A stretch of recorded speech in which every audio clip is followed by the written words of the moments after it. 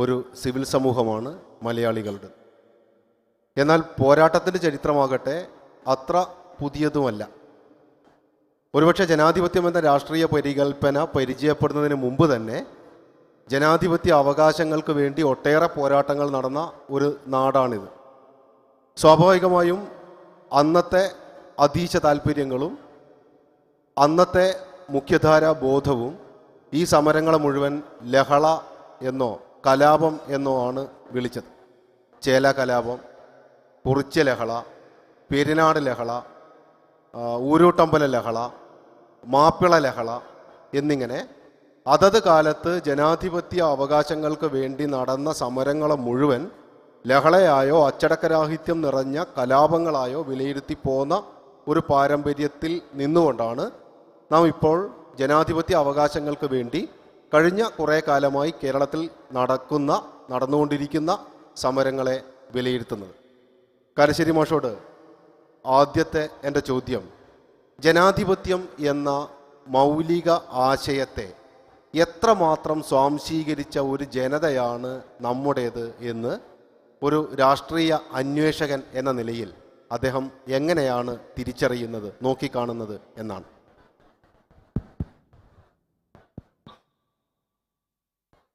ജനാധിപത്യം വളരെ കൃത്യമായി നമ്മൾ മനസ്സിലാക്കിയിട്ടുണ്ട് എന്ന് ഞാൻ വിചാരിക്കുന്നില്ല. ചെറിയ ഒരു ഉദാഹരണം പറഞ്ഞാൽ, രാജാവിൻ്റെ മകൻ രാജാവ്, പാട്ടുകാരൻ്റെ മകൻ പാട്ടുകാരൻ, എഴുത്തുകാരൻ്റെ മകൻ എഴുത്തുകാരൻ എന്നാണ് നമ്മൾ ഇന്നും വിചാരിക്കുന്നത്. ഇപ്പോൾ ദേശീയ രാഷ്ട്രീയത്തിലോ സംസ്ഥാന രാഷ്ട്രീയത്തിലോ ഒക്കെ മക്കൾ രാഷ്ട്രീയം എത്രമാത്രം പ്രബലമാണ് എന്ന് ആലോചിച്ചാൽ മനസ്സിലാവും. ഇപ്പോൾ ഏറ്റവും പുതിയ ഉദാഹരണം കേട്ട ആൾക്ക് ദേഷ്യം വരും. വയനാട് മണ്ഡലം, എൻ്റെ മണ്ഡല, അവിടുത്തെ MP നിർഭാഗ്യവശാൽ ഷാനവാസ് മരിച്ചുപോയി. അദ്ദേഹത്തിൻ്റെ പഴയ സുഹൃത്താണ്. ഇപ്പോൾ കോൺഗ്രസ്സുകാർ ആലോചിക്കുന്നത് അദ്ദേഹത്തിൻ്റെ ഭാര്യയെ അവിടെ നിർത്താമോ എന്ന്. വളരെ ലളിതമായൊരു കാര്യം. അപ്പോൾ എനിക്ക് അദ്ദേഹത്തിൻ്റെ ഭാര്യയെ അറിയില്ല. അപ്പോൾ ഒരാൾ മരിക്കുമ്പോൾ മുനീർ വരുന്നത് CH മരിച്ചതിന് ശേഷം. ഇപ്പോൾ നമ്മൾ K കരുണാകരനെ പറ്റിയോ ഇപ്പോൾ ഒന്നും വേണ്ട, EMS നമ്പൂതിരിപ്പാടിൻ്റെ മകൻ EM ശ്രീധരൻ ഇവിടെ നിയമസഭയിൽ മത്സരിച്ചിട്ടുണ്ട്. അപ്പോൾ ഏത് പാർട്ടിക്കാണ് രാജാവിൻ്റെ മകൻ രാജാവ് എന്നുള്ള രാജാധിപത്യത്തിൻ്റെ സമ്പ്രദായമല്ല ജനാധിപത്യത്തിൽ നിന്ന് കൃത്യമായിട്ട് മനസ്സിലാകുന്ന ആലോചിച്ച് നോക്കും. പിന്നെ ഇതുപോലെ ഒരുപാട് കാര്യങ്ങൾ. ഇപ്പോൾ ജനാധിപത്യം എന്ന് പറഞ്ഞാൽ എന്താ? ഇവിടെ മുസ്ലിങ്ങൾ ഭൂരിപക്ഷമുള്ള സ്ഥലത്ത് മുസ്ലിമിനെ സ്ഥാനാർത്ഥിയാക്കുക, നായന്മാർ ഭൂരിപക്ഷ സ്ഥലത്ത് നായരെ സ്ഥാനാർത്ഥിയാക്കുക, ക്രിസ്ത്യാനികൾ ഭൂരിപക്ഷ സ്ഥലത്ത് ക്രിസ്ത്യാനിയെ സ്ഥാനാർത്ഥിയാക്കുക. അതിന് ഏത് സഭയിൽപ്പെട്ട ആളാണ്? ഈ തരത്തിലടക്കം വൈകാരികമായിട്ടാണ് ഈ കാര്യങ്ങൾ കാണുന്നത്.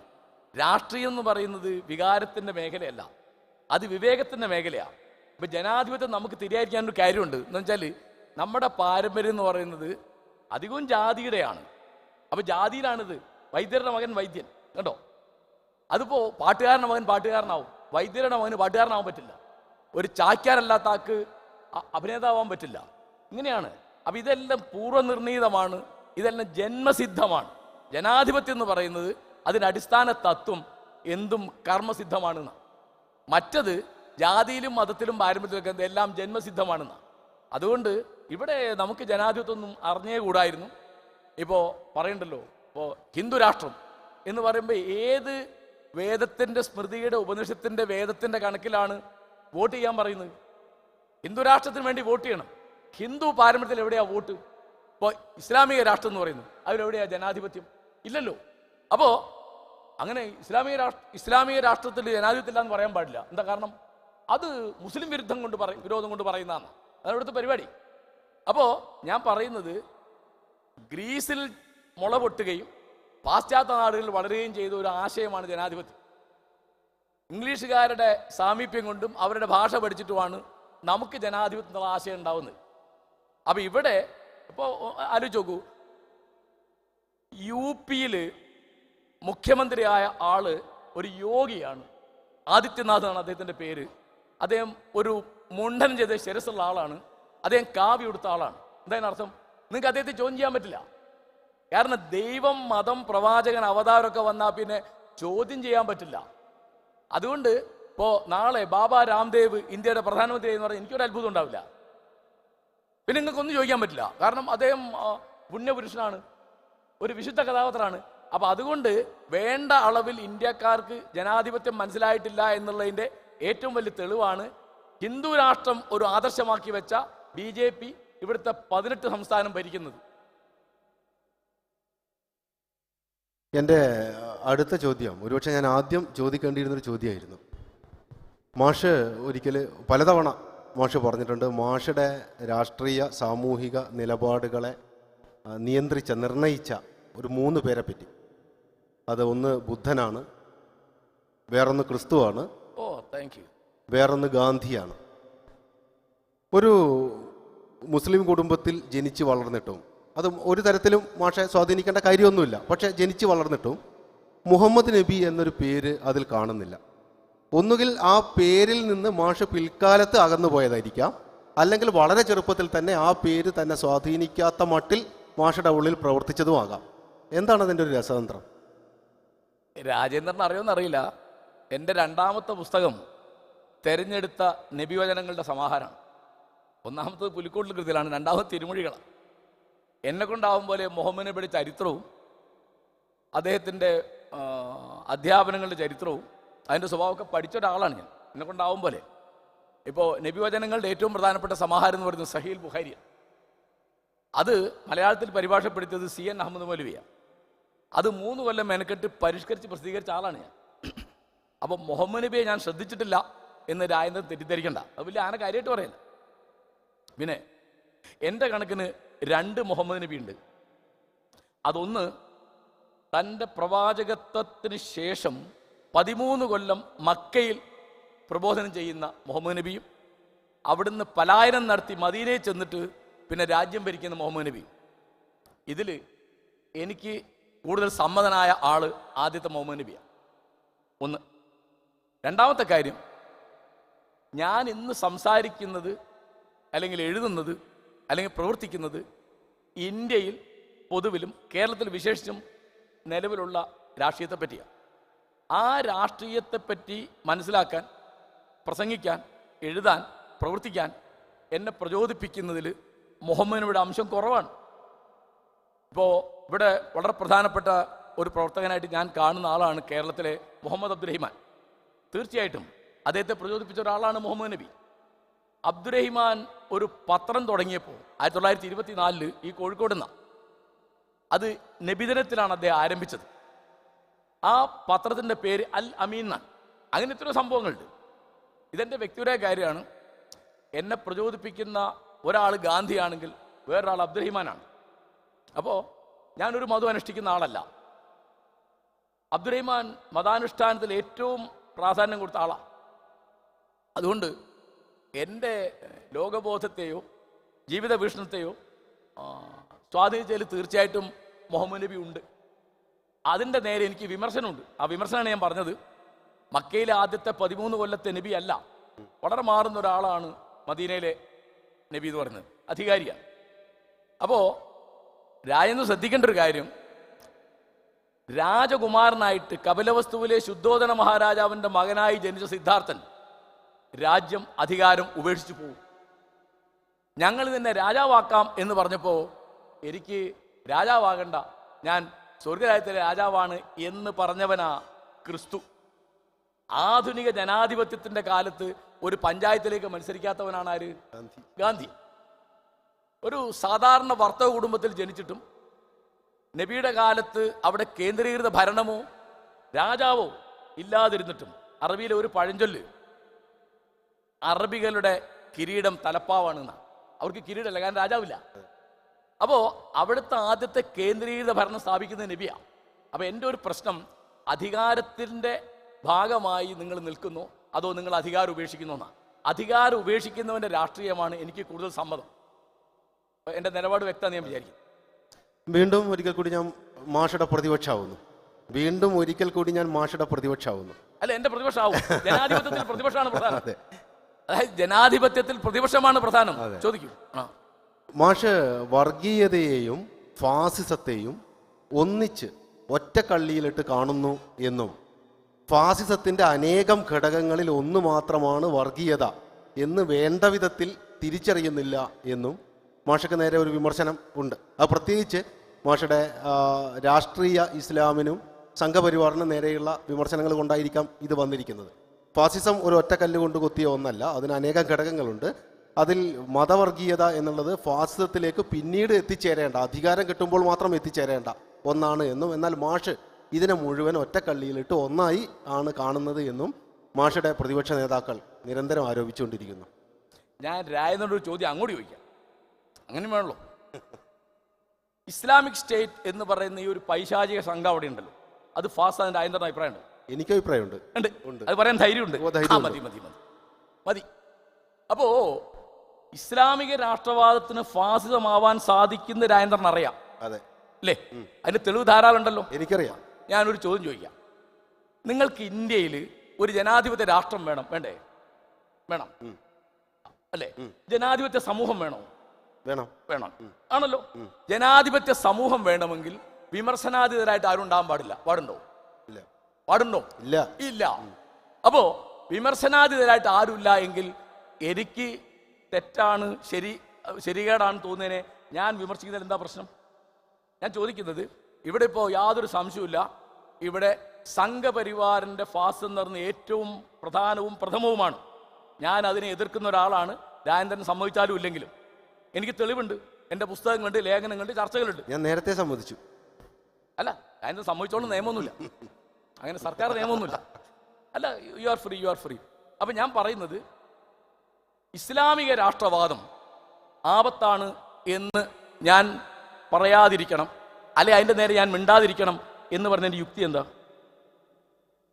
ഞാൻ ചോദിക്കുന്നത്, നിങ്ങൾക്ക് ഇപ്പോൾ എന്താണ് പ്രശ്നം?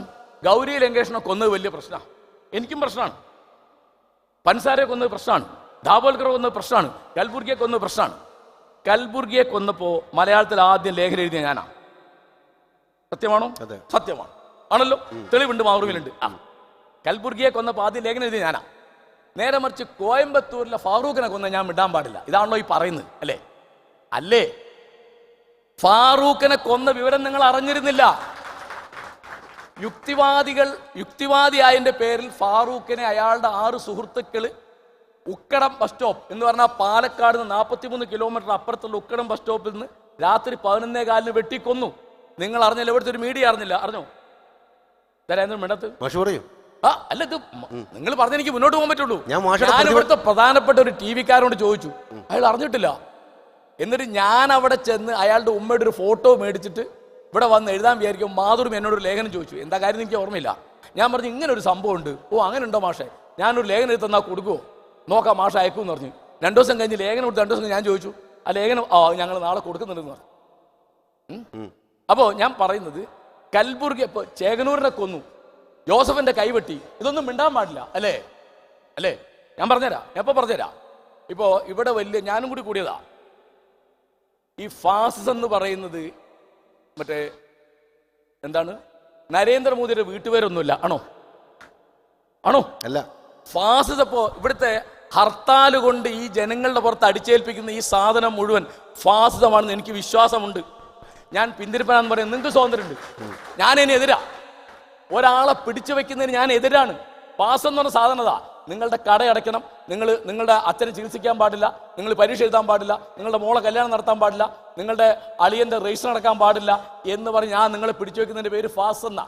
അത് RS നടത്തിയാലും കമ്മ്യൂണിസ്റ്റ് നടത്തിയാലും കോൺഗ്രസ് നടത്തിയാലും ജനവിരുദ്ധമാണത്, അല്ലേ? അത് പറയാൻ പാടില്ല. ഇപ്പൊ ഞാൻ ചോദിക്കട്ടെ ഇങ്ങോട്ട്, കഴിഞ്ഞ 8-9 തീയതികളിൽ 2 ദിവസം പണിമുടക്ക് നടന്നില്ലേ? 48 മണിക്കൂർ ആണോ? ഇവിടുത്തെ തൊഴിലാളികളോട് എന്തെങ്കിലും സ്നേഹം ഉണ്ടെങ്കിൽ ആ സമരം ചുരുങ്ങിയത് 8 മണിക്കൂറാക്കുക. 48 മണിക്കൂർ അതിനൊരു ഓട്ടോക്കാരൻ പട്ടിണി കിടന്നോട്ടെ. അത് പറഞ്ഞാൽ പറയും ഞാൻ പിന്തിരിപ്പനാണ്, എനിക്കിതൊക്കെ തിരിയാത്ത ഒരാളാണ്. പക്ഷേ എനിക്ക് ബോധ്യമുള്ളത് ഞാൻ പറയും. ഞാൻ ഒറ്റ ഉദാഹരണം പറഞ്ഞാൽ വേറെ ചോദ്യം ചോദിക്കാണ്ട നമുക്ക്. ഇപ്പോൾ MM ബഷീർ മാതൃഭൂമിയിലൊരു കുറിപ്പിൽ എഴുതി, രാമായണത്തെ പറ്റിയുള്ള കുറിപ്പിൽ എന്താ എഴുതിയത്? രാമൻ സാധാരണ മനുഷ്യന്റെ ദൗർബല്യങ്ങളുള്ള ആളാണ് എന്ന് പല നിരൂപകരും എഴുതിയിട്ടുണ്ട്. കുട്ടിഷമാരെ എഴുതിയിട്ടുണ്ട്. വലിയ ബഹള. അദ്ദേഹത്തിന്റെ കോളം നിർത്തി, അദ്ദേഹത്തിന്റെ എഴുത്ത് നിർത്തിയതിനെതിരായിട്ട് ചർച്ച നടത്തിയതിൽ പങ്കെടുത്ത ഒരാളാണ് ഞാൻ. ഞാൻ എം ബഷീറിന്റെ അവകാശത്തിന്റെ കൂടെയാണ്. രാജേന്ദ്രനാണല്ലോ. ഇനി രാജേന്ദ്രൻ ഞാൻ വേറെ ചോദ്യം അങ്ങോട്ട് ചോദിക്കാം. എം ബഷീർ കുട്ടികളുടെ പ്രവാചകൻ എന്നൊരു പുസ്തകം എഴുതിയിട്ടുണ്ട്. അൽഹുദ ബുക്സാല അടിച്ചാണ്. ആ പുസ്തകത്തിനകത്ത് സാധാരണ മനുഷ്യന്റെ ദൗർബല്യങ്ങളുള്ള ഒരാളാണ് മുഹമ്മദ് നബി എന്ന് എഴുതുമോ? എഴുതിയാൽ അച്ചടിക്കുമോ? അച്ചടിച്ചാൽ നിങ്ങൾ സമ്മതിക്കുമോ? അങ്ങനെ അച്ചടിക്കാൻ പാടുണ്ടെന്ന് ഞാൻ പറഞ്ഞ എന്നെ വിടുവോ? ഇപ്പൊ അവിടെ ആ ചർച്ചയിൽ യേശുവിൻ്റെ 3 വായനകൾ എന്ന് പറഞ്ഞിട്ടൊരു പരിപാടി നടന്നു. ഇതുപോലെ മുഹമ്മദ് നബിയുടെ വായനകൾ നടക്കുമോ? നടക്കുമോ രാജേന്ദ്ര? ഇല്ല, നടക്കുകയില്ല. അതായത് ഇപ്പോൾ ഞാൻ പറയാം, ഇപ്പൊ മുഹമ്മദ് നബി ഒരു ഉദാഹരണം പറയാം. ഇപ്പോൾ അവിടെ ഇപ്പോൾ ചോദിച്ചു, അവിടെ ബിഷപ്പിനോട് ചോദിച്ചു, ക്രിസ്തു ഉയർത്തെഴുന്നേറ്റു എന്ന് നിങ്ങൾ വിശ്വസിക്കുന്നുണ്ടോ? മുഹമ്മദ് നബി 7 ആകാശം കടന്നുപോയി എന്ന് നബിവചനങ്ങളിലുണ്ട്. മെഹ്റാജ്, ആകാശയാത്ര, ഇത് ഉള്ളത് തന്നെയാണോ എന്നിവിടെ ചോദിക്കാൻ പറ്റുമോ?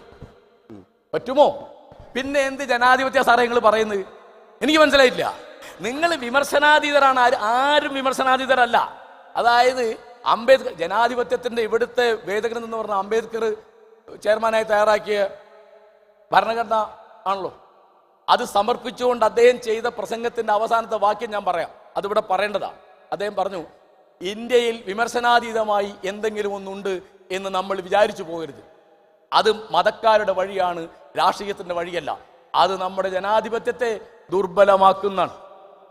അതുകൊണ്ട് ഫാസിസം ഏത് തൊഴിലാളിയുടെ പേരിൽ, ഏത് ജാതിയുടെ പേരിൽ, ഏത് മതത്തിന്റെ പേരിൽ വന്നാലും ഫാസിസമാണ്.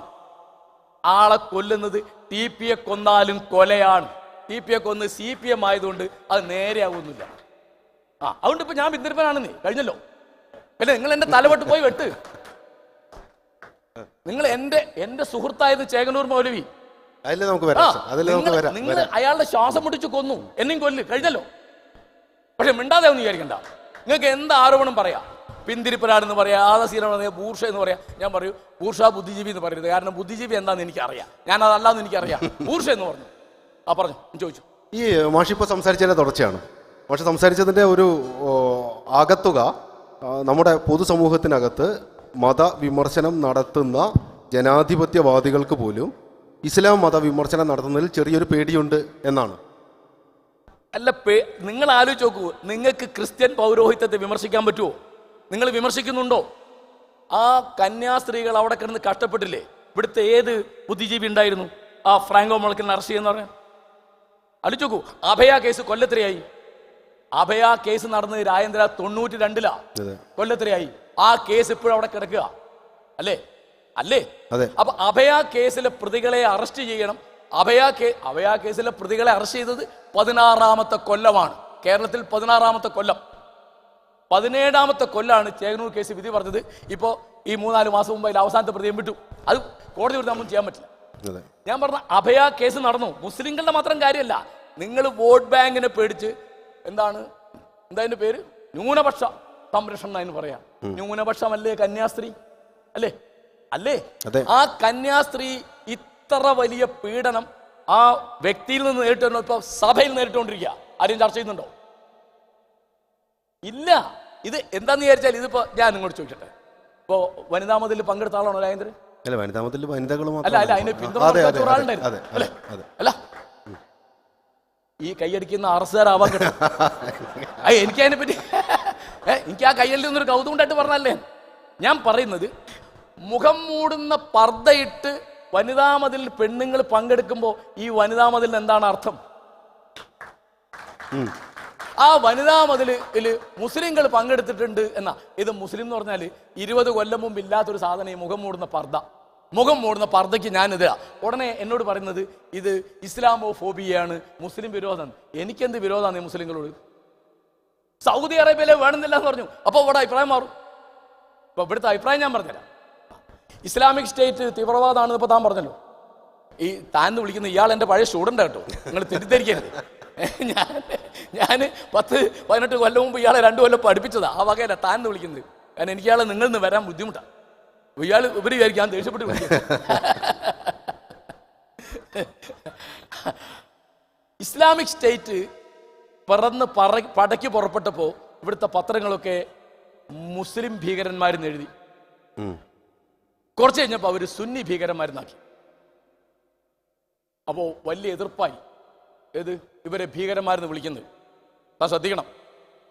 അപ്പോൾ അവരെന്ത് ചെയ്തു? ഒരു ഘട്ടം കഴിഞ്ഞപ്പോൾ അവർ പറഞ്ഞു സൗദി അറേബ്യ അവർ ആക്രമിക്കുന്നു. അപ്പോൾ സൗദി അറേബ്യ പറഞ്ഞു ഇവർ ഭീകരന്മാരാണ്. അതുവരെ പറഞ്ഞിരുന്നത് വിമതന്മാരെന്ന മലയാള പത്രങ്ങൾ സുന്നി ഭീകരന്മാരെന്ന് എഴുതിയത് മാറ്റി സുന്നി വിമതന്മാർ. കാരണം സുന്നിയാണ് ആര്? ഇറാഖിൽ കൊല്ലപ്പെട്ട സദ്ദാം ഹുസൈൻ.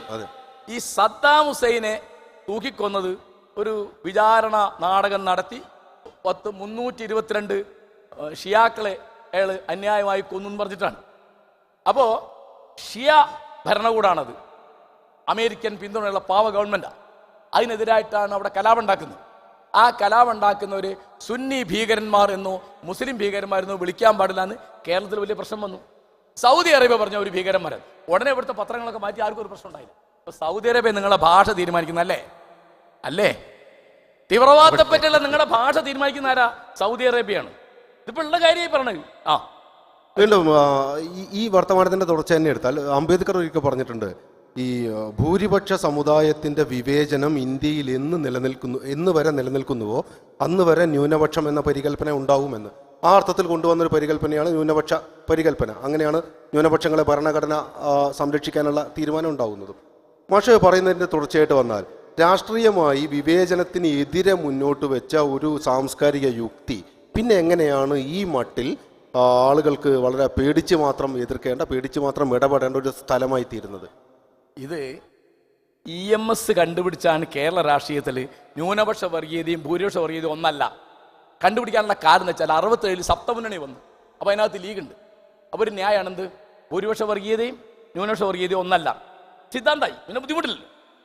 അപ്പോൾ ഇതിൻ്റെ പ്രശ്നം എന്താണെന്ന് വെച്ചാൽ ഞാൻ നിങ്ങളോട് ചോദിക്കുന്നു, ഈ മുസ്ലിം സമൂഹത്തിൽ പെണ്ണുങ്ങൾ പല തരത്തിലുള്ള വിവേചനം നേരിടുന്നുണ്ട്. ക്രിസ്ത്യൻ സമൂഹത്തിൽ പല മട്ടുള്ള വിവേചനം നേരിടുന്നുണ്ട്. ഒരു ഉദാഹരണം പറയാം. ക്രിസ്ത്യൻ വനിതയ്ക്ക് മരിച്ചുപോയ അപ്പൻ്റെ സ്വത്തിൽ വിവാഹിതയാണെങ്കിൽ 5000 ഉറുപ്പിയിൽ കൂടുതൽ അവകാശമില്ല എന്നായിരുന്നു ഇവിടുത്തെ പാരമ്പര്യം. മേരി റോയ് എന്നൊരു സ്ത്രീയാണ് നമ്മുടെ അരുന്ധതി റോയുടെ അമ്മ. സമരം ചെയ്ത് 25 കൊല്ലം അവർ പിന്നെ ഹൈക്കോടതിയിലും സുപ്രീം കോടതിയിലും കേസ് നടത്തിയിട്ടാണ് ആ നിയമം മാറ്റി കൊണ്ടുവന്നു.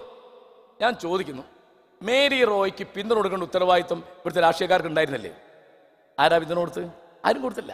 ഇപ്പോ മുസ്ലിം സ്ത്രീക്ക് ബാപ്പയുടെ സ്വത്തിൽ, മരിച്ചുപോയ ബാപ്പയുടെ സ്വത്തിൽ സഹോദരന് കിട്ടുന്നതിൻ്റെ പകുതിയെ കിട്ടുള്ളൂ.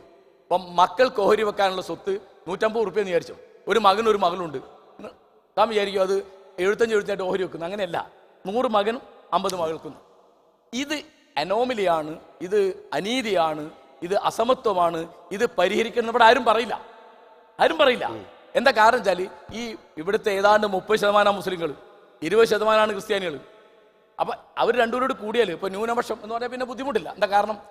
അവരെ പ്രകോപിപ്പിക്കുന്ന ഒരു വാക്കും പറയാതിരിക്കാനുള്ള ഏർപ്പാടാണ് ഇവിടുത്തെ ജനാധിപത്യത്തിന്റെ പേര് രാഷ്ട്രീയക്കാർ നടത്തുന്നത്. അപ്പൊ ആലോചിച്ച് നോക്കൂ, ആചാര ലംഘനം കൊണ്ട് മാത്രം പുലർന്ന പാർട്ടിയല്ലേ കോൺഗ്രസ്?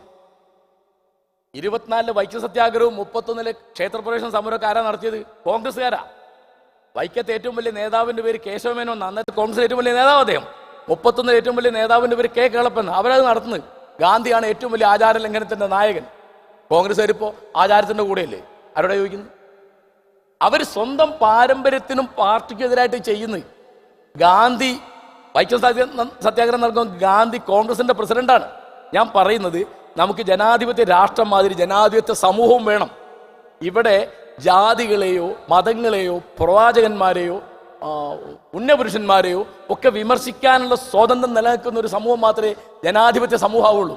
ഇപ്പോൾ രാജേന്ദ്രന് വാസ്തവത്തിൽ നാണക്കേട് തോന്നിട്ടാണ് ഈ കോഴിക്കോട്ട് അങ്ങാട് നടക്കുമ്പോൾ തൻ്റെ പ്രായമുള്ളവരോ തൻ്റെ മക്കളുടെ പ്രായമുള്ള കുട്ടികൾ ഇങ്ങനെ മുഖം മൂടി നടക്കുന്നത് കാണുമ്പോൾ അല്ലേ ഇതൊരു ജനാധിപത്യ ലംഘനമാണ്, ഒരു പൗരാവകാശ ലംഘനമാണ്. അപ്പോൾ ഞാൻ തന്നോട് ചോദിക്കാം, താൻ ഒരു ഡോക്ടർ എടുത്ത് പോയി, ആ ഡോക്ടർ ഇങ്ങനെ ഇരിക്കുന്ന ഡോക്ടറാണ്, താൻ അവിടെ ചികിത്സിക്കുമോ?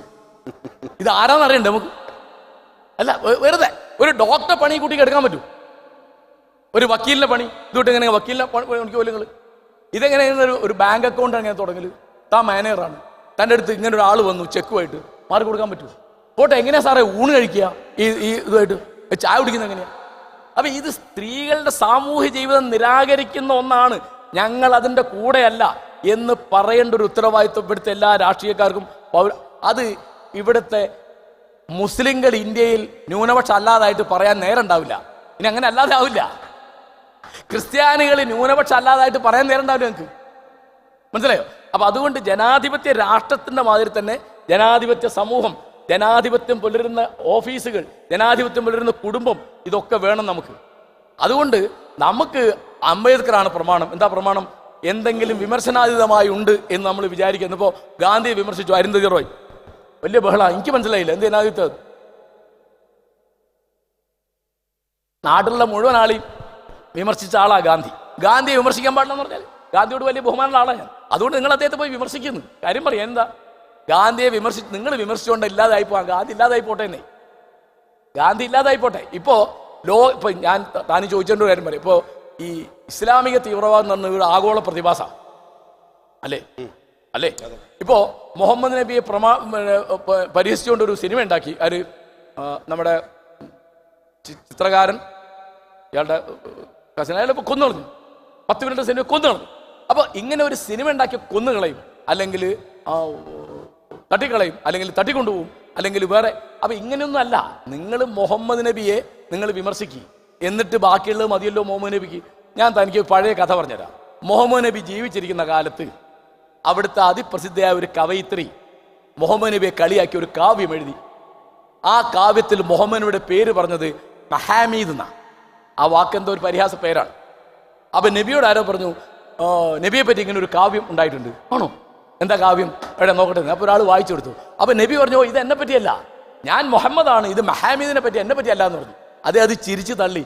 ഇതാണ് വാതിലുള്ള മനുഷ്യന്മാർ ചെയ്യുക അല്ലേ?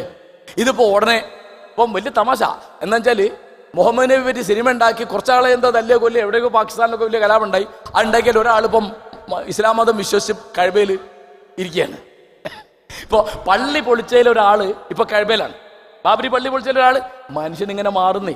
അപ്പൊ നിങ്ങൾ അവരെ വിമർശിക്കുക, അവരെ ശിക്ഷിക്കുക, പക്ഷേ അവരെ ചെയ്ത കുറ്റം എന്താണ് എന്ന് അവരെ ബോധ്യപ്പെടുത്താൻ ഈ നബിനിന്ദ, അല്ലെ പ്രവാചക നിന്ദ, അല്ലെ ദൈവനിന്ദ, ഇതൊന്നും ജനാധിപത്യത്തിൽ പറഞ്ഞ ഏർപ്പാടല്ല.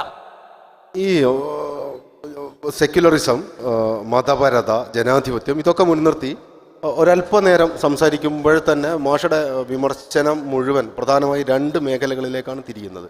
ഒന്ന് സംഘടിത മതം എന്ന് പറയുന്നൊരു വലിയ പ്രസ്ഥാനം, 2 സംഘടിതരായ മുഖ്യധാര രാഷ്ട്രീയ പാർട്ടികൾ. ഈ മുഖ്യധാര രാഷ്ട്രീയ പാർട്ടിക്കെതിരെ മാഷ് നേരത്തെ സംസാരിച്ചിട്ടുണ്ട്. മുഖ്യധാര രാഷ്ട്രീയ പാർട്ടികളുടെ മുമ്പിൽ തോറ്റുപോയ ജനത തൊപ്പിയിട്ടതാണ് ആം ആദ്മി പാർട്ടി എന്നൊരു സ്റ്റേറ്റ്മെന്റ് ഉണ്ടായിരുന്നു. മാഷ് അങ്ങനെ ആം ആദ്മി പാർട്ടിയിൽ ചേർന്നു. ഇടക്കാലത്ത് കേട്ടു മലപ്പുറത്ത് മാഷാണ് മത്സരിക്കുന്നത് എന്ന് ഓൺലൈൻ മാഗസിൻ എഴുതി. മാഷ് കണ്ടിട്ടുണ്ടോ എന്ന് എനിക്ക് അറിഞ്ഞുകൂടാ. ഇപ്പൊ എന്താണ് ആം ആദ്മി പാർട്ടിയും മാഷും തമ്മിലുള്ള ബന്ധം? ആം ആദ്മി പാർട്ടി എന്ന് പറയുന്നത് ഞാൻ തെറ്റിദ്ധരിച്ചത് അതൊരു സാധാരണ രാഷ്ട്രീയ പാർട്ടിയല്ല, അതൊരു പ്രസ്ഥാനമാണെന്നാണ്. കാരണം ഇന്ത്യൻ ജനാധിപത്യത്തിൻ്റെ ഏറ്റവും വലിയ കെടുതി അടിമുതൽ മുടിവരെയുള്ള അഴിമതിയാണ്. അഴിമതിക്കെതിരായിട്ടൊരു പ്രസ്ഥാനം വരുന്നു എന്ന് വന്നപ്പോൾ ഇന്ത്യയുടെ നാനാഭാഗത്തും ചെറുപ്പക്കാർക്ക് അതിൻ്റെ നേരെ ഒരു ആവേശം ഉണ്ടായി. ഞാൻ അവരുടെ പ്രതീക്ഷയുടെ കൂടെയാണെന്ന് കാണിക്കാൻ വേണ്ടി 10 ഉറുപ്പ്യ കൊടുത്ത് ഒരു മെമ്പർഷിപ്പ് എടുത്തു. ഞാൻ ഒരു സ്ഥലത്ത് മത്സരിക്കാൻ തീരുമാനിച്ചിട്ടില്ല. എന്നോട് മത്സരിക്കാൻ പറയാനിച്ചിട്ടല്ല, എനിക്ക് അതിനെന്നെ കൊള്ളൂലെന്ന് എനിക്കറിയാം. പിന്നെ രാഷ്ട്രീയ പ്രവർത്തനത്തിന് എന്നെ കൊള്ളൂല, എനിക്കറിയാതെ. ഈ വർത്തമാനം പറഞ്ഞ പോലെ രാഷ്ട്രീയ പ്രവർത്തനം പറഞ്ഞു അത് കുറച്ച് മെനക്കെട്ടുള്ള പണിയാണ്. അപ്പോൾ ഞാൻ അതിലൊരാളെ മെമ്പറാക്കിയിട്ടില്ല, ഞാൻ അതിലൊരു 10 ഉറുപ്പ്യയോട് സംഭാവന വാങ്ങിയിട്ടില്ല, ഒന്നുമില്ല. ഞാൻ അതിൻ്റെ ഒരു ആക്ടിവിസ്റ്റേ ആയിരുന്നില്ല. അങ്ങനെ ആണെന്ന് അന്ന് ഏഷ്യാനെറ്റിലൊരു ചർച്ച ഉണ്ടായിരുന്നു. അപ്പോഴാണ് താനീ പറഞ്ഞ വാചകം ഞാൻ പറഞ്ഞത്. ഞാൻ എന്തിനാണ് ആം ആദ്മി ചേർന്നത്? പിന്നെ എന്താ രാജിവെക്കാൻ? ഞാൻ രാജിവെക്കാനുള്ള പ്രാധാന്യം കൂടി ആ പാർട്ടിക്ക് ഇന്നില്ല എന്ന് ഞാൻ വിചാരിക്കുന്നത്. അതുകൊണ്ട് ഞാൻ രാജിവെച്ചിട്ടില്ല. പക്ഷെ ചോദ്യം അവശേഷിക്കുന്നത്, മുഖ്യധാര രാഷ്ട്രീയ പാർട്ടികളെ കണക്കറ്റ് പരിഹസിക്കുകയും വിമർശിക്കുകയും ചെയ്യുന്ന ഒരു സാമൂഹിക പ്രവർത്തകൻ ഒരു രാഷ്ട്രീയ പാർട്ടിക്കകത്ത് അംഗമായി നിന്ന 2 കൊല്ലം അദ്ദേഹം എന്താണ് ചെയ്തത് എന്നത് പൊതുസമൂഹത്തിന് അറിയാൻ താല്പര്യം ഉണ്ടാവില്ലേ? മാഷ് മാറി നിൽക്കുകയാണോ? എന്താ ഞാൻ ഇപ്പൊ ആം ആദ്മി പാർട്ടി ഒന്ന് ഇപ്പൊ എന്റെ അറിവ് ശരിയാണെങ്കിൽ, ധാര ശരിയാണെങ്കിൽ അത് സാമാന്യമായ ഒരു ഡൽഹി പാർട്ടിയാണ്. ഇപ്പോ മാഷ് ചേർന്നപ്പോ ഞാൻ ചേർന്നപ്പോ അപ്പോഴും ഡൽഹി പാർട്ടിയാണ് എല്ലാവരും പ്രതീക്ഷ ഉണ്ടായിരുന്നു. ഇപ്പൊ അതിൽ രാജ്മോഹൻ ഗാന്ധി ഉണ്ടായിരുന്നു, മേധാ പട്കർ ഉണ്ടായിരുന്നു, കോടംകുളം സമരത്തിൽ ഉദയകുമാർ, ഒരുപാട് ആളുണ്ടായിരുന്നു, നമ്മുടെ RB ശ്രീകുമാർ ഉണ്ടായിരുന്നു, ഒരുപാട് ആളുണ്ടായിരുന്നു. അപ്പോൾ ഇന്ത്യയുടെ നാനാഭാഗത്തും അഴിമതി വിരുദ്ധ പ്രസ്ഥാനത്തിലോ അല്ലെങ്കിൽ രാഷ്ട്രീയത്തെ ശുദ്ധീകരിക്കുന്ന ആളിലൊക്കെ അതിൽ ചേർന്നിരുന്നു. അവരൊക്കെ മത്സരിച്ചു. രാജ്മോഹൻ ഗാന്ധി മത്സരിച്ചു, മേധാ പട്കർ മത്സരിച്ചു, അങ്ങനെ പലരും മത്സരിച്ചു, ഉദയകുമാർ മത്സരിച്ചു.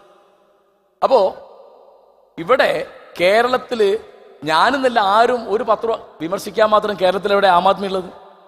ആം ആദ്മി ഇവിടെ നല്ലതോ ചീത്തയായിട്ടോ ഒന്നും ചെയ്യുന്നില്ല. അവർ ചെയ്തത് ഇപ്പൊ ചെങ്ങന്നൂർ പോയി മത്സരം. മാഷിക്ക് ഇപ്പൊ കുറ്റബോധം തോന്നുന്നുണ്ടോ? ഇല്ല, എനിക്കൊരു കുറ്റബോധമില്ല. എന്താ വെച്ചാൽ ഞാൻ കുറ്റബോധം ഉണ്ടാവണം, ഞാൻ ആരെയും അതിന്റെ വലയിലാക്കണം. ഞാൻ അങ്ങനെ ആക്കിയിട്ടില്ല. ഞാൻ തന്നോടൊന്നും പറഞ്ഞിട്ടില്ലല്ലോ. അല്ല, എനിക്ക് തന്നോട് പറയാലോ. ഞാൻ 34 കൊല്ലം മാഷായിരുന്ന ഒരു വിദ്യാർത്ഥിയോട് എടോ താൻ ആം ആദ്മി ചെയ്തെന്ന് ഞാൻ പറഞ്ഞിട്ടില്ല. തനിക്കറിയുന്ന മാതിരി ആയിരക്കണക്കിന് ശിഷ്യന്മാർ എനിക്കുണ്ട് അല്ലേ, ഞാൻ പറഞ്ഞിട്ടില്ല.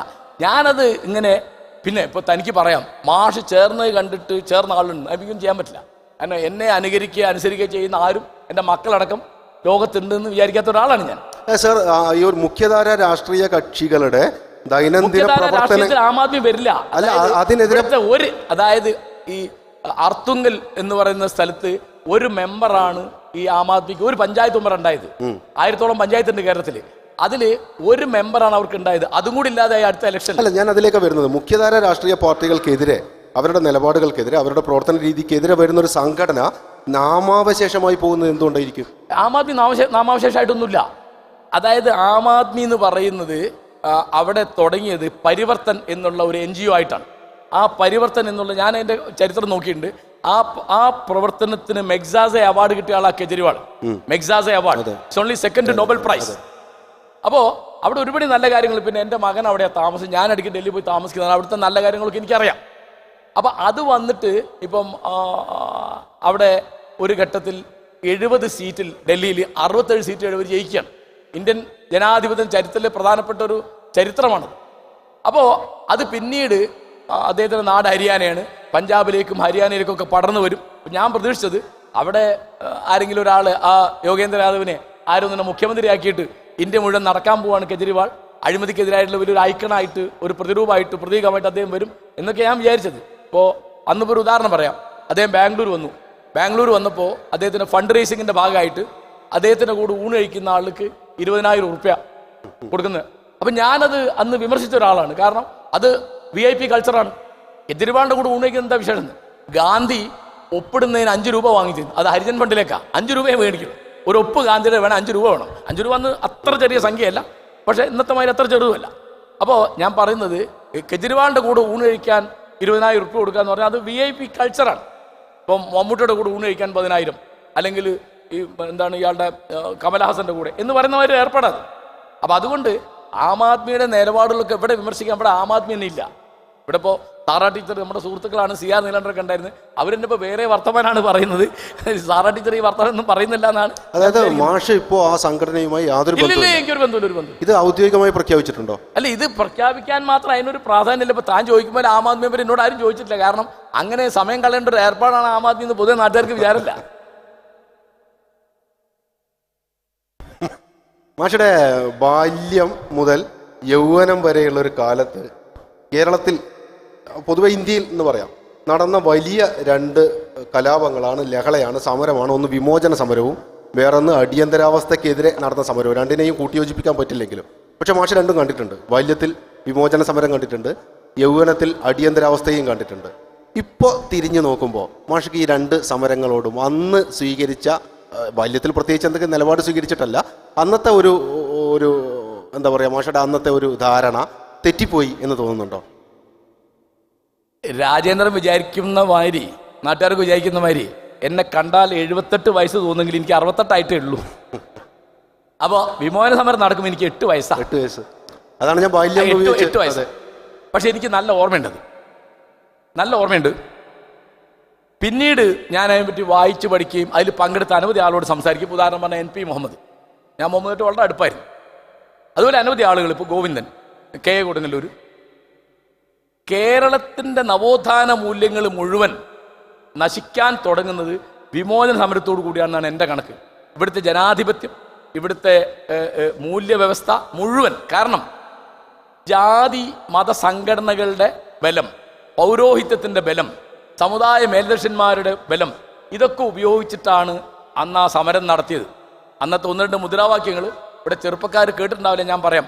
മന്നം, പട്ടം, ശങ്കർ, ചാക്കോ, ബാഫക്കി തങ്ങൾ സിന്ദാബാദ് എന്നാ. ഇനി ഒന്നും ബാക്കിയില്ലല്ലോ. മന്നം, പട്ടം, ശങ്കർ, ചാക്കോ, ബാഫക്കി തങ്ങൾ സിന്ദാബാദ്. പിന്നെ എന്തായിരുന്നു അതിൻ്റെ കണ്ടന്റ് എന്ന് ഞാൻ പറയാം. അന്ന് മുദ്രാവാക്യം ഞാൻ കേട്ടൊരു മുദ്രാവാക്യം, വാളേൽ കഞ്ഞി കുടിപ്പിക്കും തമ്പ്രാനെന്ന് വിളിപ്പിക്കുന്ന. കാരണം EMSന്റെ മിനിസ്ട്രി കേരളം കണ്ട ഏറ്റവും നല്ല മിനിസ്ട്രി, ഒന്നാം EMS മിനിസ്ട്രിയെ പറ്റി ഞാൻ പറഞ്ഞത്. ഒന്നാം EMS മന്ത്രിസഭ 2 കാര്യമാണ് കൊണ്ടുവന്നത്. ഒന്ന് ഭൂപരിഷ്കരണം, അതിന് ഈ വിമന സമരത്തിനെതിരാ. പിന്നെ വേറൊന്ന് കൊണ്ടുവന്നത് വിദ്യാഭ്യാസ ബില്ല് മുണ്ടശ്ശേരിയുടെ. അപ്പൊ അത് ഇവിടുത്തെ മുസ്ലിം, ക്രിസ്ത്യൻ, നായർ, ഈഴവ പൗരോഹിത്യത്തിന്റെയും പ്രമാണിത്വത്തിന്റെയും മൂക്കേറിടുന്നൊരു ഏർപ്പാടായിരുന്നു അതാ. അപ്പോ ഇവര് പള്ളി 2 പള്ളിയും കൂടി, ക്രിസ്ത്യൻ പള്ളിയും മുസ്ലിം പള്ളിയും കൂടി, NSS കൂടി, അന്ന് പിന്നെ മന്നമാണ് അതാ, മന്നം, പട്ടം, ശങ്കർ, ചാക്കോ, കോലീപ്പി സഖ്യം. അതുകൊണ്ട് പിന്നീട് ആ വിമോചന സമരത്തിന്റെ കെട്ട പാഠങ്ങൾ പഠിച്ചുകൊണ്ടാണ് EMS 2ാം മിനിസ്ട്രി ഉണ്ടാക്കുന്നത്. 67 സപ്തമുന്നണി 7 കക്ഷികൾ കൊണ്ടുവന്നു. പിന്നെ നിങ്ങൾക്ക് പൗരോഹിത്യത്തെയോ മതമേലധ്യക്ഷന്മാരെയോ സമുദായ നേതാക്കന്മാരെയോ ഒന്നും വിമർശിക്കാൻ വയ്യ. കാരണം അധികാരം നേടുക അല്ലെങ്കിൽ നേടിയ അധികാരം നിലനിർത്തുക, ഇതിനെന്താ വേണ്ടത് വെച്ചാൽ ചെയ്യാന്നാണ്. അതുകൊണ്ട് തീർച്ചയായിട്ടും വിമോചന സമരം എന്ന് പറയുന്നത് ഇന്ത്യൻ അതായത് അന്ന് ജവഹർലാൽ നെഹ്റുവിനെ പോലെ യോഗ്യനായ ഒരു പ്രധാനമന്ത്രി ആണ് ആ മിനിസ്ട്രി പിരിച്ചുവിടാൻ വേണ്ടി ഏർപ്പാടാക്കിയത്. വലിയ കഷ്ടമാണ്. പിന്നെ അടിയന്തരാവസ്ഥ അന്ന് ഈ പറഞ്ഞ മാതിരിയല്ല. ഞാൻ അതിലൊരു കുറ്റവാളിയാണ്, ഞാനൊരു തെറ്റുകാരനാണ്. ഞാൻ MA കഴിഞ്ഞ് PhDക്ക് റിസർച്ച് ചെയ്യുന്ന കാലത്താണ് അടിയന്തരാവസ്ഥ വരുന്നത്. 75 അടിയന്തരാവസ്ഥ വരുന്നത്. ഞാൻ അന്ന് തൂമാർ അഴീക്കോടിൻ്റെ കീഴിൽ കാലിക്കറ്റ് സർവകലാശാലയിൽ ഒരു ഗവേഷണ വിദ്യാർത്ഥി.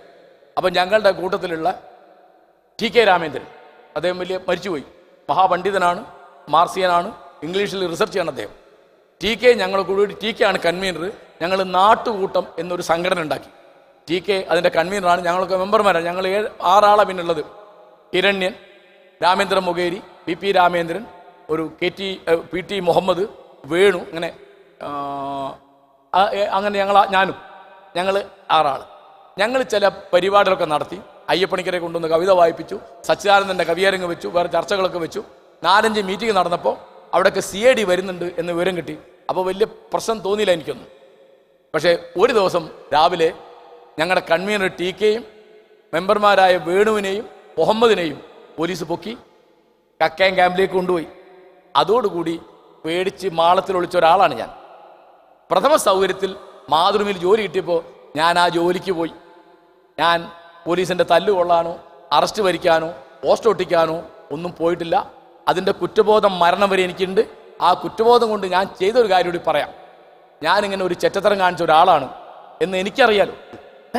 അത് അന്ന് പേടിച്ച്, അന്ന് TK അറസ്റ്റിനെ പറ്റിയത് എന്നെ അറസ്റ്റ് ചെയ്യേണ്ടതാണ്. എന്തുകൊണ്ട് എന്നെ അറസ്റ്റ് ചെയ്യാൻ ഞാൻ പേടിക്കൊടലായിട്ടാണ്.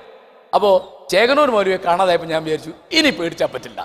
പിന്നെ ഞാൻ എപ്പോഴും എന്നോട് പറയുന്നൊരു കാര്യം, നീ ഇങ്ങനെ പേടിക്കൊടലിനാവരുത്, മനുഷ്യന്മാരിങ്ങനെ നായ പറ്റില്ല, ഇതൊരു ഉളുപ്പുള്ള പണിയല്ല. അതായത് വല്ലവനും പറയുമ്പോൾ പേടിച്ച് മാളത്തിൽ വിളിക്കാന്നാണ്. അങ്ങനെ അടിയന്തരാവസ്ഥ പറ്റിയുള്ള എൻ്റെ ഓർമ്മയിൽ ഏതാണ്ട് 60% ഞാൻ എത്ര നിന്ദ്യനും നീചനുമാണ്, എത്ര സ്വാർത്ഥിയാണ്, എത്ര ഭീരുവാണെന്ന് കാണിക്കുന്നതാണ്. അത് ഞാനൊരു പാഠം പഠിച്ചു എന്ന് ഞാൻ വിചാരിക്കുന്നത്. ഇനിയിപ്പോൾ എത്രയല്ലേ ഉള്ളൂ. അന്ന് ഞാൻ കല്യാണം കഴിച്ചില്ല, എനിക്ക് ജോലിയില്ല, ഒരു പ്രശ്നം ഉണ്ടായിരുന്നില്ല. എനിക്ക് തല്ലുകൊള്ളു വെടികൊള്ളു ചെയ്യാമായിരുന്നു. ഞാൻ ചെയ്തിട്ടില്ല. ഞാൻ മാത്രമല്ല, അനവധി ആൾ ചെയ്തിട്ടില്ല. അവരെ അല്ല ഞാൻ പറയുന്നത്, ഞാൻ എന്നെ പറയുന്നത്. ഈ ചേകന്നൂരിൻ്റെ സവിശേഷമായ കേസിലേക്ക് വന്നാൽ, മാഷെ പോലീസുകാരെ വിളിപ്പിക്കുകയും പിന്നീട് മാഷ് ഇനി വിളിച്ചാൽ ഞാൻ വരില്ല, കാരണം അങ്ങനെ എന്തോ ഒരു സ്റ്റേറ്റ്മെൻറ്റ് നടത്തിയതായി മാഷ് എന്നൊരിക്കൽ പറഞ്ഞിട്ടുണ്ട്. അതായത് കയ്യിലുള്ള തെളിവുകൾ പോലീസാണ് സംഭരിക്കേണ്ടത് എന്നും എൻ്റെ കയ്യിൽ നിന്ന് തെളിവുകൾ ചോദിക്കുന്ന പോലീസിൻ്റെ രീതി ശരിയല്ല എന്നും, വേറൊരർത്ഥത്തിൽ മാഷാണ് ഒരുപക്ഷെ ചേകന്നൂരിൻ്റെ ചേകന്നൂരിൻ്റെ അസ്തമിച്ചു പോകുമായിരുന്നൊരു രക്തത്തെ കേരളത്തിലെ ജനാധിപത്യ പോരാട്ടങ്ങളുടെ വലിയ വേദിയിലേക്ക് കൊണ്ടുവരുന്നത്. ഇപ്പോഴും ചേകന്നൂരിൻ്റെ പ്രതികൾ ശിക്ഷിക്കപ്പെട്ടിട്ടില്ല. ചേകന്നൂരിൻ്റെ കൊല ഒരു വലിയ ജനാധിപത്യ പ്രശ്നമായി നമ്മൾ ഈ പറയുന്ന പൊതുസമൂഹത്തിന്, അത് ഇൻവെർട്ടഡ് കോമയിലാണ്, പൊതുസമൂഹത്തിന് ഇനിയും വേണ്ട വിധത്തിൽ ബോധ്യപ്പെട്ടിട്ടുമില്ല. 25 കൊല്ലം കഴിയുമ്പോൾ തിരിഞ്ഞു നോക്കുമ്പോൾ ഈ പോരാട്ടത്തെ മാഷ എങ്ങനെയാണ് കാണുന്നത്? രാജേന്ദ്ര, കേരളത്തിന് പുറത്ത് ആർക്കും ഇങ്ങനെ സംഭവം അറിയില്ല. അതെ, ഞാൻ സഫ്ദർഹാഷ്മിയുടെ സഹോദരി ഷബ്നം ഹാഷ്മി വിളിച്ചൊരു മീറ്റിങ്ങിന് ഡൽഹിയിൽ പോയിരുന്നു. ഞാൻ ആ മീറ്റിങ്ങിൽ സംസാരിക്കുമ്പോൾ അവരാകെ അമ്പരന്നിട്ട് ഇങ്ങനൊരു സംഭവം ഉണ്ടോ? കേരളത്തിന് പുറത്ത് ആർക്കും അറിയില്ലത്. നേരെ മറിച്ച് കൽബുർഗി, ഗൗരി ലങ്കേഷ്, പൻസാരെ, ദാബോൽക്കർ അഖിലേന്ത്യാ തലത്തിൽ അറിയാം. അപ്പോൾ ഞാൻ ചെയ്തത് അതിനെ മറക്കാൻ വിടാതിരിക്കുക എന്നുള്ള. പിന്നെ താൻ തെറ്റിദ്ധരിക്കണ്ട, ഈ സമരം തുടങ്ങിയ ഞാനല്ല, സമരം തുടങ്ങിയ മൊയ്തു മൗലവിയാണ്. 108 വയസ്സുള്ള മൊയ്തു മൗലവിയാണ് ജൂലൈ 29 കാണാതായ ചേകനൂർ മൗലവിക്ക് എന്ത് പറ്റി എന്ന് ചോദിക്കാൻ വേണ്ടി ഇവിടുന്ന് 3.5 മണിക്കൂർ കാറിൽ യാത്ര ചെയ്ത് തൃശ്ശൂർ രാമനിലയത്തിൽ ചെന്ന് അന്നത്തെ മുഖ്യമന്ത്രി കരുണാകരനെ കണ്ടത്. അദ്ദേഹത്തിന് അന്ന് 108 വയസ്സാണ്. അദ്ദേഹം ആരും പേടിക്കുന്ന ആളല്ലെന്ന്. അദ്ദേഹം പറഞ്ഞു, ഞാനും ചേകനൂർ മൗലവിയായിട്ട് പല അഭിപ്രായ വ്യത്യാസമുണ്ട്, പക്ഷേ അദ്ദേഹത്തിന് എന്താ പറ്റിയെന്ന് അന്വേഷിക്കണം, ഈ കേസ് CBIക്ക് കൊടുക്കണം. മൗലവി പറഞ്ഞ വാചകം എന്താ അറിയോ? ഇല്ലെങ്കിൽ ഞാൻ നിരാഹാരം ഇരിക്കുമെന്ന് പറഞ്ഞു. ഏത് ഇംഗ്ലീഷുകാർക്കെതിരായിട്ട് എത്രയോ നിരാഹാരം കിടക്കുക, എത്രയോ ജയിലിൽ കിടക്കുക ചെയ്ത മൊയ്തു മൗലവിയാണ് ആ സമരം തുടങ്ങിയത്. മൊയ്തു മൗലവി അങ്ങനെ പറയുമ്പോഴാണ് എനിക്കത് മനസ്സിലാവുന്നത്. പിന്നെ മൗലവി 95 മൗലവി മരിച്ചുപോയി. അപ്പോൾ അതിലൊന്നുമില്ല. എന്താണെന്ന് വിചാരിച്ചാൽ ഈ ജനാധിപത്യ സമൂഹം നമുക്ക് വേണമെങ്കിൽ ഇത്തരം ആളുകൾക്ക് എന്ത് പറ്റി എന്നുള്ളതിനെ പറ്റി ചോദിക്കാനും പറയാനും ആളുണ്ടെന്ന് വരണം. എന്നിട്ടത് വേണ്ടത്ര വിജയിച്ചില്ല എന്നുള്ളതിൻ്റെ വലിയ തെളിവാണ് ജോസഫിൻ്റെ കൈവെട്ടിയത്. പക്ഷേ ഇത് മുസ്ലിങ്ങളുടെ ഇടയ്ക്ക് മാത്രമുള്ള സൂക്കേടല്ല, ഇത് അഭയ കേസ് ഇതിനേക്കാൾ ദയനീയമാണ്. ചേകനൂർ കേസിനേക്കാൾ ദയനീയമാണ് അഭയ കേസ്. ഞാൻ ഒറ്റ കാര്യം പറഞ്ഞുതരാം. ആ കേസുമായിട്ട് ബന്ധപ്പെട്ട് അതിനുവേണ്ടി പ്രവർത്തിക്കുന്ന പൗരാവകാശ പ്രവർത്തകൻ ജോമോൻ പുത്തമ്പൊരിക്കൽ അഭയ കേസിലായിരുന്ന ഒരു പുസ്തകം എഴുതിയിട്ടുണ്ട്. ആ പുസ്തകത്തിൻ്റെ പ്രകാശനത്തിൽ ഞാൻ ആ സമരത്തിൽ അദ്ദേഹത്തിൻ്റെ കൂടെയുള്ള ഒരാളാട്ടോ. അഭയ കേസിൻ്റെ സമരത്തിൽ ജോമോൻ്റെ കൂടെയുള്ള ഒരാളാണ് ഞാൻ. ആ പുസ്തകം പ്രകാശനം ചെയ്യുന്ന പരിപാടി ഞാൻ സംസാരിച്ചതാ. തിരുവനന്തപുരം പ്രസ് ക്ലബിലാണ് ഈ പരിപാടി. ആ പുസ്തകം പ്രകാശനം ചെയ്തത് അന്നത്തെ വനിതാ കമ്മീഷൻ്റെ ചെയർപേഴ്സൺ ഡി ശ്രീദേവി ജസ്റ്റിസ്. ആ പരിപാടി ഉദ്ഘാടനം ചെയ്തത് PC ജോർജാണ്. ഞാൻ അന്ന് തിരുവനന്തപുരത്ത് താമസമാണ്. പിറ്റേന്ന് രാവിലെ നോക്കുമ്പോൾ ഒരു പത്രത്തിൽ ഈ വാർത്തയില്ല. അഭയ കേസ് ഡയറി എന്നുള്ള പുസ്തകം പ്രസിദ്ധീകരിച്ച വാർത്ത പ്രസ് ക്ലബിൽ നടത്ത പരിപാടിയില്ല. അന്ന് PC ജോർജ് ഉദ്ഘാടനം ചെയ്തു. ജസ്റ്റിസ് ശ്രീദേവി സംസാരിച്ചു. പിന്നെ ഞങ്ങളൊക്കെ ഉണ്ട്. ഞാൻ വിചാരിച്ചു ഇതൊന്നും അറിയണമല്ലോ, ഒരു പത്രവും റിപ്പോർട്ട് ചെയ്തില്ലെന്ന്. നോക്കുമ്പോൾ മലയാള പത്രങ്ങളൊന്നുമില്ല. ന്യൂ ഇന്ത്യൻ എക്സ്പ്രസ്സിൽ ഒരു വാർത്തയുണ്ട്. എന്താണെന്നറിയാം, അന്ന് VS-ഉം PC-യും ആയിട്ട് ലോഹിത്തിലാണ്. VS-നെതിരായിട്ട് ഒരു വാക്യാൽ അവിടെ പറഞ്ഞത്.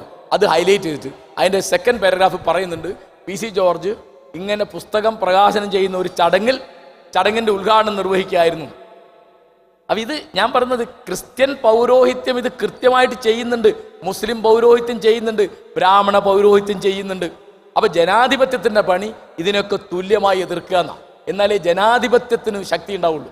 അല്ലാതെ നമ്മൾ ഈ മുസ്ലിം വിരോധം കൊണ്ടോ ക്രിസ്ത്യൻ വിരോധം കൊണ്ടോ പറയുന്നല്ല. ഇപ്പോൾ ഫ്രാങ്കോ മുളയ്ക്കൽ അറസ്റ്റ് ചെയ്യുന്നത് ക്രിസ്ത്യൻ വിരോധം കൊണ്ടാണോ?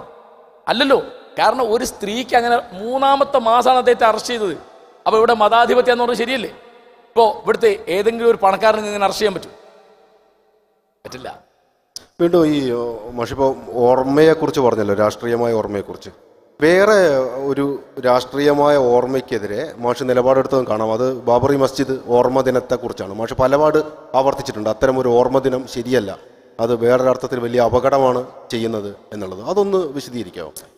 അതായത് ജനങ്ങളുടെ കയ്യിലുള്ള ഏറ്റവും പ്രധാനപ്പെട്ട ആയുധം ഓർമ്മയാണ്. ഓർമ്മയുടെ സമരമാണ് ജനാധിപത്യ സമരം എന്ന് പറയുന്നത്. ഇപ്പം നമ്മൾ നവോത്ഥാനം എന്ന് പറയുന്നത് എന്താ? നമ്മൾ 24 വൈക്കം സത്യാഗ്രഹം, 31 ഗുരുവായൂർ സത്യാഗ്രഹം, 36 ക്ഷേത്രപ്രദർശന വിളംബരം, ഇന്ന് നമ്മളിങ്ങനെ പറഞ്ഞുകൊണ്ടിരിക്കും. ഇപ്പം ഞാൻ ഈ സഭയിൽ മിക്കവർക്കും അറിയാത്തൊരു കാര്യം പറയാം. വൈക്കം സത്യാഗ്രഹം നടക്കുന്നതിൻ്റെ 7 കൊല്ലം മുമ്പ് ഈ 1917 നവംബർ 17-ാം തീയതി കോഴിക്കോട്ടെ തളി ക്ഷേത്രത്തിൻ്റെ മുമ്പിലെ ചില ഭാഗത്തൂടെ അവർണ ജാതിക്കാർക്ക് നടക്കാൻ പാടുന്നുണ്ടായിരുന്നു. കേശവമേനോൻ, മഞ്ചേരി രാമയ്യർ, കെ മാധവൻ നായർ, മിതവാദി കൃഷ്ണൻ ഈഴ കുടുംബത്തിൽ പറഞ്ഞ ആളാണ്. ഇവർ 4 പേരും കൈവീശി നടന്നു പോയത് വലിയ സംഭവമാണ്. ഇപ്പം ഞാൻ പറയും, ഈ സഭയിൽ എത്ര ആൾക്കറിയാം, സ്വാതന്ത്ര്യം കിട്ടുന്നതിൻ്റെ 7 കൊല്ലം മുമ്പ് മുസ്ലിം സ്ത്രീകൾക്ക് പള്ളിയിൽ പ്രവേശനം നേടാൻ വേണ്ടി സമരം നടന്നിട്ടുണ്ട്. 1940 ഒതായിലെ പള്ളിയിൽ മുസ്ലിം സ്ത്രീകൾ പള്ളിയിൽ കയറിയിട്ടുണ്ട്. അറിയില്ലല്ലോ. ഇത് ഓർമ്മിപ്പിക്കുക എന്നുള്ള നമ്മുടെ പണി. പക്ഷെ ഇത് ഓർമ്മിപ്പിക്കുന്ന രീതിക്കൊരു വ്യത്യാസമുണ്ട് അവിടെയാണ്. അതായത് ഇപ്പോൾ ഡിസംബർ 6-ാം തീയതി ബാബരി ദിനാചരണം, ബാബരി പള്ളി പൊളിച്ച് ഓർമ്മിപ്പിക്കണം. അതൊക്കെ എപ്പോഴും ശ്രദ്ധിക്കേണ്ടതാണ്. രാഷ്ട്രീയത്തിൽ 3 കാര്യങ്ങളുണ്ട്: വികാരമുണ്ട്, വിചാരമുണ്ട്, വിവേകമുണ്ട്. ഈ വികാരത്തെ തീപിടിപ്പിക്കുന്ന മാതിരി ആരും സംസാരിക്കാൻ പാടില്ല. വിചാരത്തെയോ വിവേകത്തെയോ നിങ്ങൾക്ക് അഡ്രസ്സ് ചെയ്യാം. ആ അഡ്രസ്സ് ചെയ്യുന്ന രീതിയിൽ എപ്പോഴും ഡിസംബർ 6-ാം തീയതി 92 ബാബരി പള്ളി പൊളിച്ചു എന്ന് ഓർമ്മിക്കുന്ന ഒരാളാണ് ഞാൻ. പക്ഷെ ഞാനതൊരിക്കലും ഒരുത്തൻ്റെ വർഗീയ വികാരം കത്തിക്കാൻ വേണ്ടിയില്ല. ഇവിടെ സംഘപരിവാർ നടത്തിയ ജനാധിപത്യ വിരുദ്ധമായ ഒരുപക്ഷെ ഗാന്ധിവധത്തിന് ശേഷം നടന്ന ഏറ്റവും വലിയ അക്രമമായിട്ടാണ് ഞാൻ അതിനെ കാണുന്നത്. ഞാൻ അങ്ങനെ പറഞ്ഞിട്ടുണ്ടെന്ന് എനിക്കറിയാൻ ഞാൻ വിചാരിക്കുന്നു. അതുകൊണ്ട് ഞാൻ ഒരിക്കലും എന്നെ ന്യായീകരിച്ചിട്ടില്ല. ഇപ്പം ഇങ്ങനെ എന്തെങ്കിലും ഒന്ന് പറയും, അയാൾക്ക് സംഘപരിവാറിൻ്റെ കാശ് കിട്ടുന്നുണ്ട്, ഇപ്പം എന്നെപ്പറ്റി പറയുന്നതാണ്. അല്ലെങ്കിൽ പണ്ട് ഉമ്മമാർക്ക് വേണ്ടി സങ്കടഹരിജി എന്നുള്ള ലേഖനം 87 എഴുതിയ കാലത്ത്, ഷാബാനു കേസിൻ്റെ കാലത്ത് എനിക്ക് ഇസ്രായേലിൽ നിന്ന് പണം വരുന്നുണ്ട്. ഇസ്രായേലിൻ്റെ 48 മാർച്ചിലാണ് ഇത് വരുന്നത്.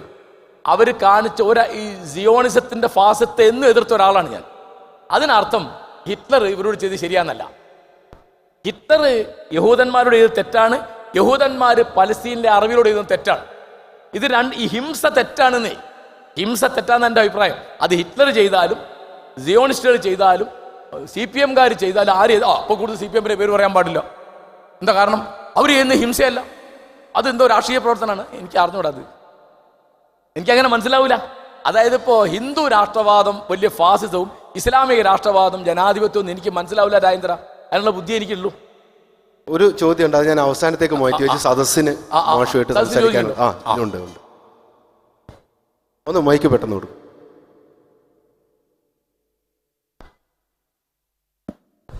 പേര് പറയണേ. പേര് മുഹമ്മദ് ദാനിഷ്.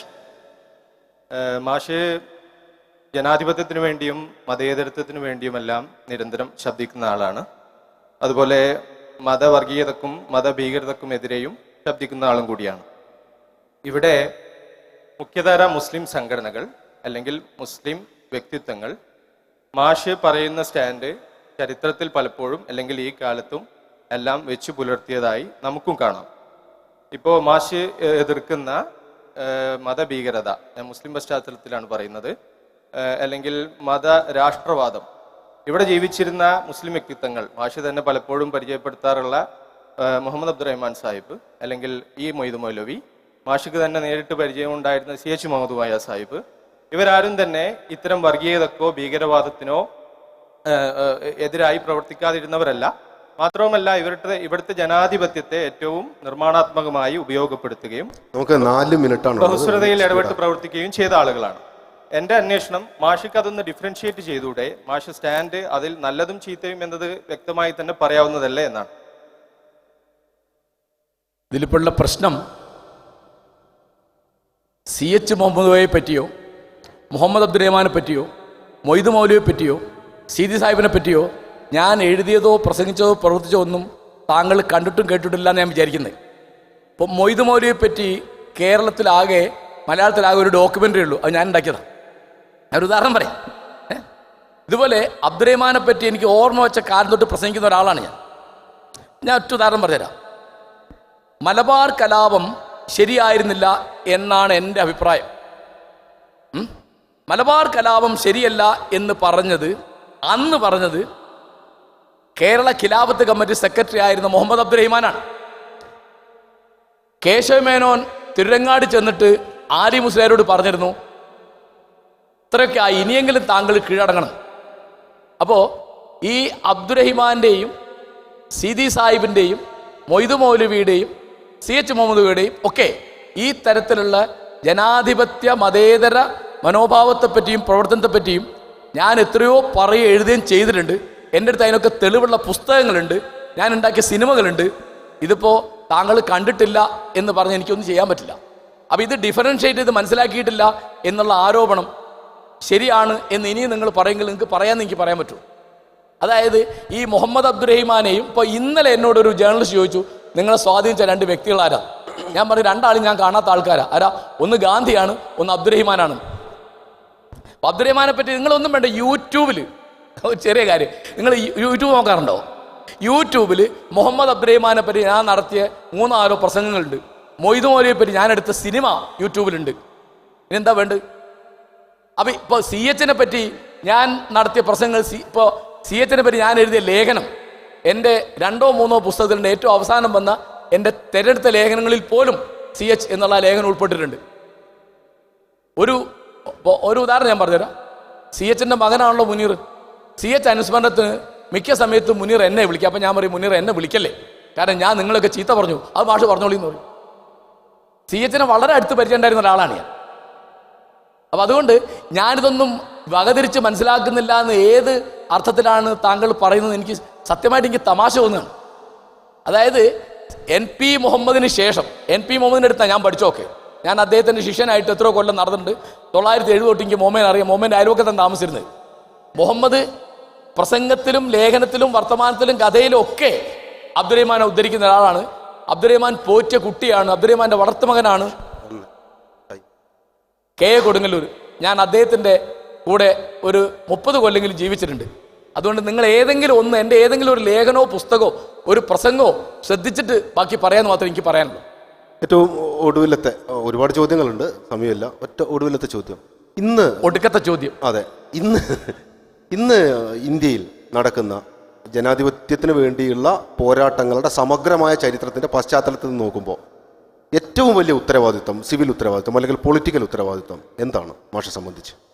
ഇന്ന് ഒറ്റ ഉത്തരവാദിത്തമേ ഉള്ളൂ, അത് സംഘപരിവാറിനെ തോൽപ്പിക്കുക എന്നാണ്. വേറെ ഒന്നുമില്ല. അതായത് ഈ കമ്മ്യൂണിസ്റ്റുകാർക്കൊന്നും യാതൊരു വകതിരിവില്ലാഞ്ഞിട്ടാണ് കോൺഗ്രസിനോട് ഐത്തം പാലിക്കുക. വലിയ കഷ്ടമാണ് അവർ ചെയ്യുന്നത്. അതായത് ഇപ്പോ ഞാൻ RSന്റെ പൈസ വാങ്ങുന്ന ആളാന്ന് വിചാരിക്കുന്ന ആൾക്കാർ ഈ കൈയടിക്കുന്നത്. RSന്റെ പൈസ വാങ്ങിയ വീട്ടിലുണ്ട് കേട്ടോ. അത് അവിടെ ഉണ്ട്, വീട്ടിലുണ്ട്. അതായത് ഇന്ത്യൻ രാഷ്ട്രീയം അപ്പോൾ 2019 ഇലക്ഷൻ എന്ന് പറയുന്നത് അങ്ങനെ സംഭവിക്കാതിരിക്കട്ടെ, എൻ്റെ നാവ് പുഴുത്തു പോട്ടെ. ഈ കക്ഷികളാണ് വരുന്നതെങ്കിൽ ഇന്ത്യയിലെ അവസാനത്തെ തെരഞ്ഞെടുപ്പായിരിക്കും.